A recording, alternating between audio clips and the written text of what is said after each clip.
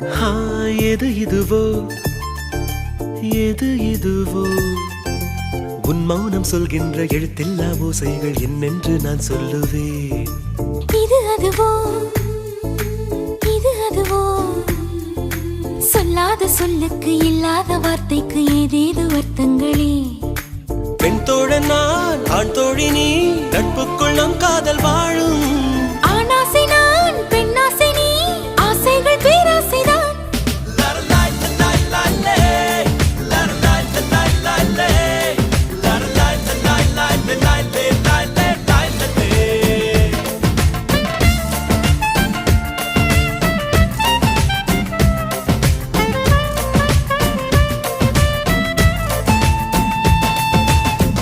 உன் பார்வையில் பைத்தியமானே உன் வார்த்தையில் பாக்கியமானே உன் வெட்கத்தை வேடிக்கை பார்த்தேன்.